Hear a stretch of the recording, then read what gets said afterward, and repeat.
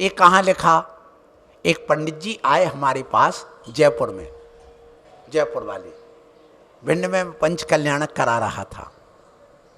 तो उस समय हमने पंडित जी से बात रखी, भारल जी हैं उनका सरनेम, उनसे बात रखी, पंडित जी ये बताओ ये गाथा कहाँ की है? जो बात आती है पंडितों के द्वारा, विद्वानों के द्वारा, मुझे ये बताओ ये गाथा है कहाँ की?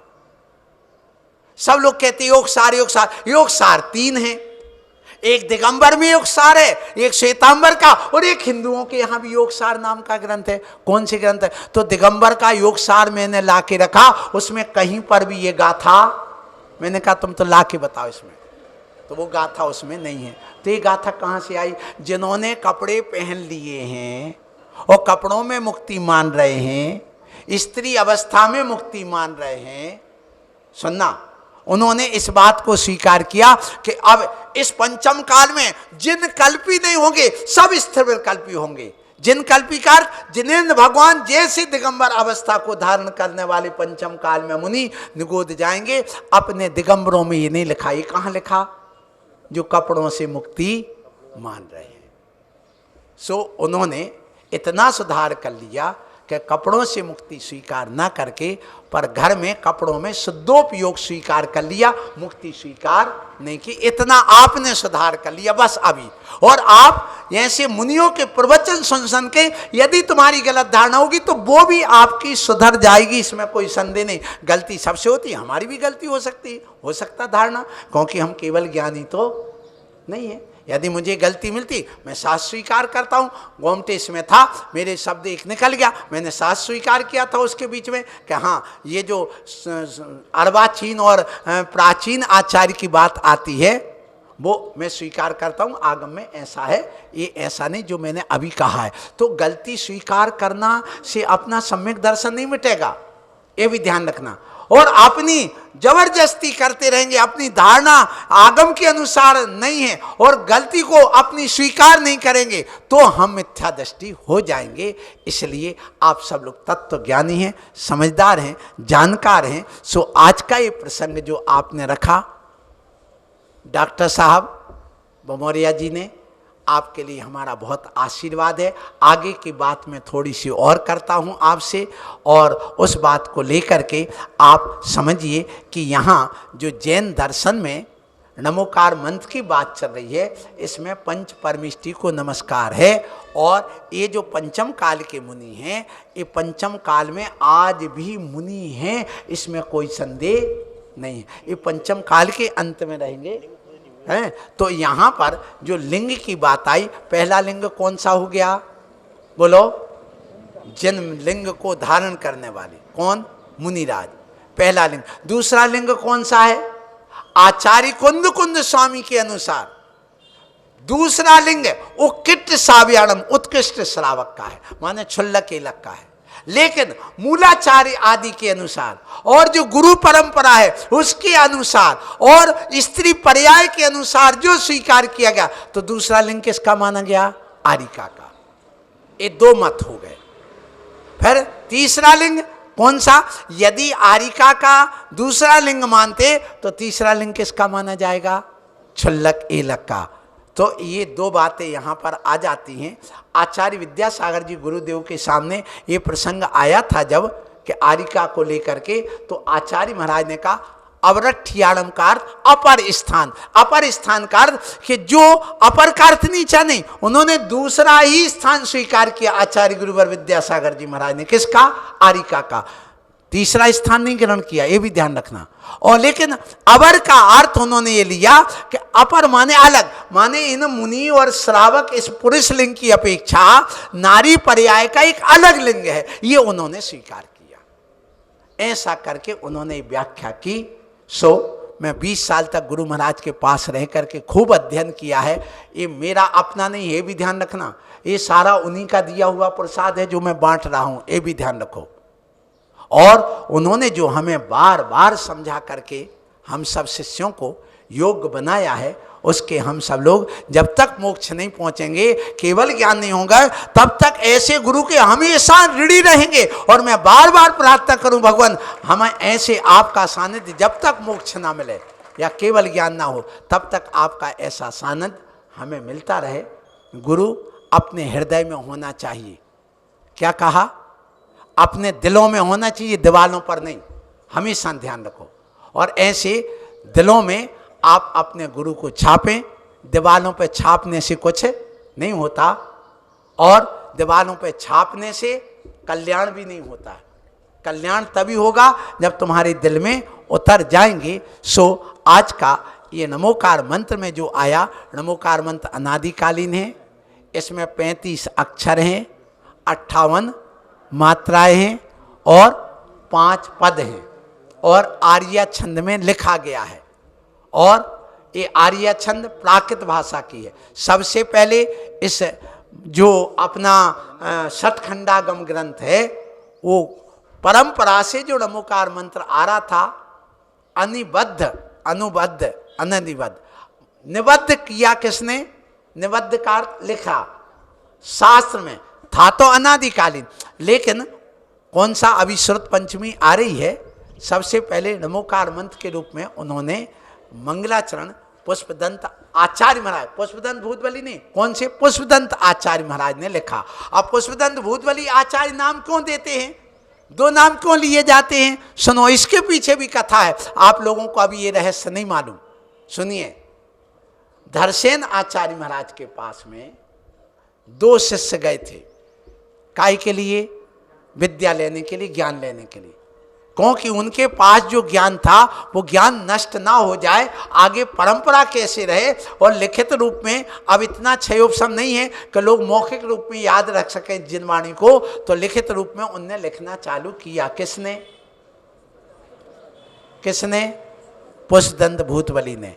तो ये धरसेन आचार्य महाराज ने जब अपना ज्ञान दिया सिद्धांत का, तो इन्होंने लिखना जाकर के चालू किया। गुजरात में ही जो एक स्थान है अपना अंकलेश्वर, अंकलेश्वर, वहाँ भी मैं देख करके आया हूँ, क्योंकि वहाँ ताड़पत्री बहुत थी। तो वहाँ पर जब वो गए तो उन्होंने लिखना चालू किया। तो सबसे पहले षटखंडागम पर लेखनी पुष्पदंत आचार्य महाराज ने चलाई, और नमोकार मंत्र उन्होंने पहले लिखा। जब उनकी अचानक समाधि हो गई और ग्रंथ पूरा 6 अनुयोगों को लेकर के, 6 खंड को लेकर के ये ग्रंथ की चालू किया, और पूर्ण नहीं हुआ और उनकी समाधि हो गई। किसकी? पुष्पदंत। तो शेष ग्रंथ किसने लिखा? भूतबली आचार्य महाराज ने। वो भी उनके साथ में काम कर रहे थे, साथ में रह रहे थे। सो 2 आचार्यों का नाम इसलिए लिया जाता कि 2 ने मिलकर के वो पूरा ग्रंथ किया। इसी प्रकार आपको मालूम हो कि महापुराण एक ग्रंथ है। कौन सा? महापुराण। उसमें आदि पुराण और उत्तर पुराण 2 भाग हैं। क्यों है ये 2 भाग महापुराण के? क्योंकि जिनसेन आचार्य महाराज ने महापुराण नाम दे करके लिखना चालू किया, और मात्र आदिनाथ भगवान की स्तुति आदि करके उनने एक ग्रंथ पूरा कर पाया, और उनको 24 ग्रंथ ऐसे पूरे लिखना थे महापुराण के रूप में। लेकिन उनकी समाधि हो गई। किसकी? बोलो। जिनसेन की। तो उनके शिष्य थे गुणधराचार्य, तो उन्होंने उसको आगे लिखा और उसका उत्तर पुराण नाम दे करके पूर्ण किया। और उत्तर पुराण में पूरा 23 भगवान की उन्होंने व्याख्या कर दी। उनको ज़्यादा ज्ञान नहीं हो पाया, इसलिए अकेले एक आदि पुराण में किसका वर्णन आया? आदिनाथ का। बाकी अलग अलग भगवान का जो वर्णन वो नहीं कर, एक ही में पूरा उन्होंने कर दिया। इसलिए ऐसी घटनाएं होती हैं। सो आज के इस प्रवचन में पहली बात अपनी यही आई कि देखो, जो आप लोग आज प्रवचन सुन रहे हैं, पहले तो नमोकार मंत्र का आपने समझा। ये नमोकार मंत्र है, अनादिकालीन है, और आगे ये महान मंत्र है। इस मंत्र से 84 लाख मंत्रों की उत्पत्ति हुई है। कितनी? 84 लाख मंत्रों की उत्पत्ति हुई। अब प्रश्न ये आता है, जो हमने आपको एक दिन और बताया था, सारे मंत्र जितने निकले हैं वो कहां से निकले हैं? बोलो। जैन दर्शन से, नमोकार मंत्र से नहीं। कहां से? जितने भी दुनिया के मंत्र है, इन सारे मंत्रों की उत्पत्ति करते कौन है? अस्य मूल ग्रंथ करतारा श्री सर्वज्ञ देवा, और तदुत्तर ग्रंथ करतारा गणधर देवा प्रति गणधर देवा। तो मूल इन रचना करने वाले मंत्रों की कौन है? हमारे अरहंत परमेष्टि। कैसे कि मैंने एक दिन बता दिया, फिर भी आज सुन लो, रिपीट कर लो, कोई बात नहीं, चलेगा। देखो, आपने जाके पूछा भगवान पंच परमेष्टि का स्वरूप क्या है, तो भगवान ने क्या उत्तर दिया? ओम। हो गया पंच परमेष्टि का स्वरूप। ये ओम एक मंत्र बन गया। गणधर ने इसकी व्याख्या कर दी। अरहंत का आ सिद्ध आशरीरी कहते हैं, उनका आ, और आचार्य का आ, तीनों मिला दो तो क्या बन गया? आ। फिर उपाध्याय का ओ, और साधु को मुनि कहते हैं, तो मां, तो क्या बन गया? तो ओम में भगवान ने एक आय के पंच परमेष्टि गर्भित है। ओम में देव शास्त्र गुरु गर्भित है। ओम में 7 तत्व गर्भित है। कोई ने पूछा भगवान 7 तत्व क्या है, तो भगवान ने क्या कह दिया? ओम। मुंह बंद है और आवाज नहीं कर रही, क्योंकि भगवान की वाणी सर्वांग से निकलती है। तो ये वाणी निकली उनकी, और उन्होंने उसका उत्तर दे दिया। क्या उत्तर दिया? ओम में कि इसमें 7 तत्व। कैसे 7 तत्व गर्भित है, ये आप लोग सुन चुके ना। देखो, जीव को आत्मा का आ, और अजीव तत्व का आ, और आश्रव का आ, और इसके बाद में आश्रव के बाद बंध का अर्थ उपस्थित का ऊ, और संवर का अर्थ अनुपस्थित कर देना, रोक देना, अनुपस्थित कर देने का आ, और निर्जरा का अर्थ उत्सर्ग माने निर्जरा का ऊ, और मोक्ष का मां। इन सबको मिला के संधि कर दो तो क्या बन जाएगा? ओम। तो ओम में 7 तत्व गर्भित हो गए। ओम में आपके तीनों लोक गर्भित हैं, अधोलोक का आ, ऊर्ध्वलोक का ऊ, और मध्यलोक का मां। तो कोई ने पूछा भगवान ने 3 लोक का स्वरूप क्या, तो भगवान ने क्या कहा? ओम। दिव्य ध्वनि हो गई। गणधर ने व्याख्या कर दी। फिर आपने पूछा भगवान ये बताओ, ये 24 तीर्थंकर क्या कहलाते हैं, कैसे होते हैं 24 तीर्थंकर, इनका स्वरूप क्या होगा? तो भगवान ने क्या उत्तर दिया? ये ही मंत्र बन गया, और उसमें उनने व्याख्या कर दी गणधर ने। है फिर कहा भगवान ये जो सुख क्या है, सुख कैसे मिलता है, सुख कैसे मिलेगा? सो भगवान ने क्या कह दिया? एक के लिए मंत्र बन गया।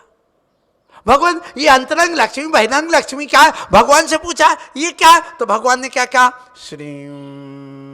ये श्री मंत्र बन गया। ये दिव्य ध्वनि हो गई। अकेली ओम ओम नहीं कहते, ये सब दिव्य ध्वनि के अनंत अर्थ गब्बुट्ठी दादो बीज पदम, ये सब बीज पद कहलाते भगवान के मुख से निकले हुए अरहंत भगवान के। और इन बीज पद में अनंत अनंत अर्थ गर्भित है। तो ये सारा का सारा दिव्य ध्वनि कहलाया। ये भगवान के मुख से निकले हुए वो बन गया मंत्र। ओम, ह्रीम, श्रीम, क्लीम आदि एक सब क्या बन गया? मंत्र बन गया। तो इन सारे मंत्रों की उत्पत्ति करते कौन है? तो ये बताओ, हमने दूसरों की नकल करी इन मंत्रों में कि तुम्हारे यहां पर से सब लोग ले गए दूसरी जगह? सबने हमारे मंत्रों की नकल करी, हमने किसी की मंत्रों की नकल नहीं की। सो ऐसा आप लोगों ने आज के इस विषय पर सुना। अपना एक विषय अभी रह गया है, कौन सा? वो जीव वाला। लेकिन कल जो एक प्रश्न और आया था, हमारे ऋषभ जी यहाँ पर सुधा सागर जी महाराज के गृहस्थ जीवन के भाई विराजमान हैं, उन्होंने एक प्रश्न किया कल के प्रवचन को सुन करके। क्या प्रश्न किया? आपने कहा शरीर आकृत्रिम है, यही है ना प्रश्न? तो ये बताओ, ये साधु भी आकृत्रिम परमिष्टि हो गए। हमने कहा था ये आकृत्रिम बिंब है ये। तो वो कहते हैं कि मात पिता रज बीरज मिलकर बनी दे मेरी या तेरी। तो माता पिता के रज बीरज से मिली है, तो ये बताओ, तो ये कृत्रिम हुआ कि कृत्रिम? प्रश्न ये आया। दूसरा, मुनि महाराज संस्कार करते आचार्य, तो वो आचार्य ने बना दिया उनको। तो सुन लो ऋषभ जी, ये माता पिता के बीरज से बनती है तो रोज को बनती चली जाए। एक एक आत्मा शरीर बनती है क्या? और जब तक उस जीव का आयु कर्म नहीं होगा, उस जीव के कर्म का उदय नहीं होगा, तब तक वो बनेगी क्या? नहीं बनेगी। अकेले उसके मिश्रण से आत्मा नहीं बनती, आदमी नहीं बनता। ध्यान रखना, जब तक उसके नाम कर्म का, आयु कर्म का, उसके और भी शरीर नाम कर्म आदि का उदय नहीं होगा, तब तक वह नहीं बनेगा। तो ये अब उस कर्म के उदय से बना। कल भी मैंने कहा निसर्गत सम्यक दर्शन, जो कर्म के क्षयोपशम या उदय से जो ये कार्य होता है वो निसर्ग स्वभाव कहलाता, वह अकृत्रिम कहलाता, कृत्रिम नहीं कहलाता। तो माता पिता के वीरज मिलने से भी यदि बनती है तो भी वह अकृत्रिम कहलाएगा, क्योंकि कर्म का उदय होने से भी अकृत्रिम कहलाएगा, ना कि उसके बनाने से। बनी है, उनने बनाया नहीं है। क्या कहा? यदि माता पिता बनाते उसको आकार का, माता पिता ने बनाया है कि कर्म के उदय ने बनाया? बोलो, कर्म के उदय ने। तो कर्म के उदय या क्षयोपशम से बना है, हैं? क्षय होने पर शरीर नष्ट हो जाएगा, हैं? तो देखिए, कर्म का उदय और क्षयोपशम ये भी अकृत्रिम कहलाएगा। ध्यान रखना, वो कृत्रिम नहीं कहलाएगा, ये हमेशा ध्यान रखो। हाँ, ये जब तक इसमें अपना उपादान शक्ति चल रही है तभी तक ये बिल्डिंग रहेगी, फिर क्षय हो जाएगी तो ये कृत्रिम कहलाएगी। क्या कृत्रिम? जो सुमेरु पर्वत है उसमें भी अपने आप क्षरण हो रहा है, बन रहा है, मिट रहा है, अपने आप हो रहा है स्वाभाविक, तो वो कृत्रिम है कि अकृत्रिम? बोलो, अकृत्रिम। ऐसे ही इस लेदा, इसलिए ये पूर्ण गलन भी कर्म के उदय से। सुन लो, जिस समय कर्म का क्षय होता, पूरा शरीर का एक परमाणु बिखर जाते और मोक्ष हो जाता है, तो उस समय वो सिद्ध परमेष्टि, सुनो, शुद्ध परमेष्टि कृत्रिम है कि अकृत्रिम? बोलो पंडित जी, सिद्ध परमेष्टि कृत्रिम है कि अकृत्रिम? आत्मा अकृत्रिम। तो फिर इसका मतलब है कि एक कहता ब्रह्मा ने बनाया है तो तुमने बनाया, माता पिता ने उस आदमी को बनाया, सिद्ध हो गया। एक कहता ब्रह्मा ने बनाया, तो किन्नू ना धरो ना मकरे को, सट द्रव्यमयी ना हरे को। ये बताओ, इस आदमी को एक कहता ब्रह्मा ने बनाया, तुम कहते माता पिता के रीच से माता पिता ने बनाया, तो बात तो बराबर हो गई। तो बनाने वाला कौन हो गया फिर इस शरीर को? माता पिता? बिल्कुल भी नहीं। हाँ, और वो कृत्रिम, वो वर्णा को माता पिता ने बनाया है कि उस जीव के उपादान ने बनाया? बोलो, उपादान ने बनाया है।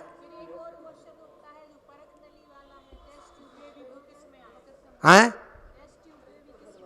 वो भी सुन लो, वो भी अकृत्रिम में ही आएगा, कृत्रिम में नहीं है। यदि अकृत्रिम मानोगे तो वही ब्रह्मा वाला सिद्धांत यहां पर भी घटित होगा कि तुमने बना दिया।